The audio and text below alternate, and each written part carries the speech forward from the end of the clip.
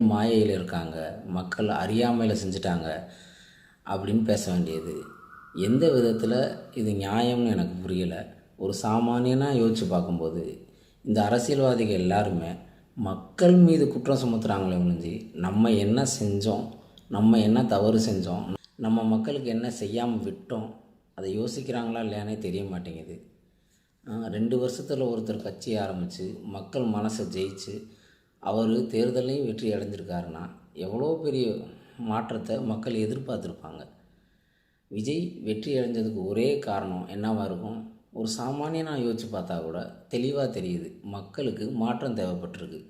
இத்தனை வருஷமாக ஒரு 2 கட்சி தான் மாற்றி மாற்றி ஆண்டுக்கிட்டு இருக்கு. மக்களுக்கு இன்னொரு ஆப்ஷன் தேவைப்பட்டிருக்கு. அந்த ஆப்ஷன் இதுவரை மக்களுக்கு கிடைக்கல. கிடைச்சப்போ அதை பயன்படுத்திக்கிட்டாங்க. அதுதான் இந்த தேர்தலோட வெற்றி, மக்களோட தீர்ப்பு.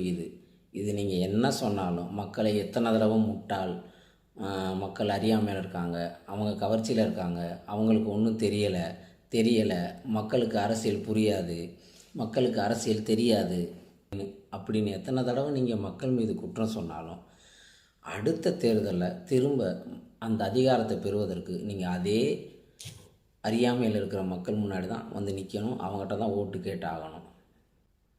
சின்ன விஷயந்தான், மக்களை எப்பையும் முட்டாள்னு நினைக்காதீங்க.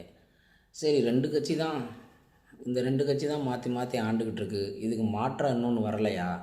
15 வருஷமாக ஒருத்தர் கத்திக்கிட்டு இருக்காரு, அவர் சொன்னது மக்கள் கேட்கலையா, மக்களுக்கு புரியலையா? அப்படின்னா தினமும் ஒரு கதையை எடுத்துகிட்டு வந்து அதை மக்கள் நம்பிடுவாங்கன்னு நினச்சி சொல்லிவிட்டு ஒரு நம்பிக்கையில் அவர் போகிறாரு பார்த்தீங்களா? அந்த கதையெல்லாம் கேட்டு சிரிப்பாங்க, அந்த கதையெல்லாம் கேட்டு ரசிச்சிருப்பாங்க. இது கதையாக தான் தெரிஞ்சிருக்கு அவங்களுக்கு. மக்கள் தலைவனாக இருக்கணும் அப்படின்னு நினைக்கிற ஒரு ஆள் மக்களில் ஒருவனாக இருக்கணும்னு நினச்சாதான் மக்கள் தலைவனாக வர முடியும். மக்கள் மனசில் தலைவனாக இடம் பிடிச்சாதான் மக்கள் தலைவனாக வந்து அந்த வெற்றியை அடைய முடியும், அந்த அதிகாரத்தை கைப்பற்ற முடியும். அப்படிங்கிறது தான் விஜய் கிடைச்ச வெற்றியிலேருந்து மற்ற அரசியல்வாதிகள்லாம் கற்றுக்க வேண்டிய விஷயம். விஜய்க்கு அரசியலே தெரியாதுன்னாங்க, விஜய் கூட இருக்கிறவங்களுக்கு அரசியலே தெரியாதுன்றாங்க. புதுசாக வந்தவரை நம்பி நாட்டை ஒப்படைச்சிட்டாங்க, மக்கள் ரொம்ப படாத பாடுபட போகிறாங்க அப்படின்லாம் பேசிகிட்டு இருக்கிறீங்க. எல்லாம் சரி, இத்தனை வருஷமாக மக்கள் பட்ட பாட விட இனிமேல் புதுசாக பற்ற போகிறாங்க. ஏற்கனவே கஷ்டத்தை அனுபவிச்சுட்ருக்கோம், இன்னும் புதுசாக ஒரு கஷ்டம் வந்து இதுக்கு மேலேயுமா கஷ்டம் கொடுத்துட போகுது?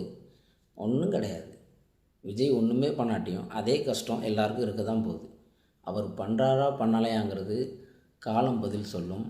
அவர் பண்ணுவார் அப்படின்ற நம்பிக்கையில் தான் மக்கள் ஓட்டு போட்டிருக்காங்க.